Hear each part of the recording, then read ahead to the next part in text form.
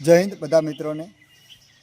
આવતીકાલે જે 21/1/2026ના રોજ જે પીએસઆઈ અને એલઆરડી ભરતીની રનિંગ ચાલુ થાય છે, તો બધા મિત્રોને મારા તરફથી બેસ્ટ ઓફ લક। તો બધા મિત્રોને મારે એક એટલું જ કહેવું છે કે જ્યારે આપણે ગ્રાઉન્ડમાં રનિંગ કરવા ઉતરીએ છીએ ત્યારે જે 5 કિલોમીટરના 12 કે 13 રાઉન્ડ રાખેલા હોય છે, અલગ અલગ ગ્રાઉન્ડમાં અલગ અલગ રાઉન્ડ હશે।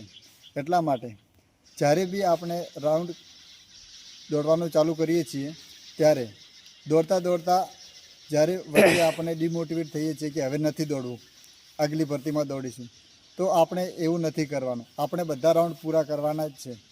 જ્યારે બી આપણને પેટમાં દુખે કે પેરમાં દુખે ત્યારે આપણે નાસીપાસ નથી થવાનું।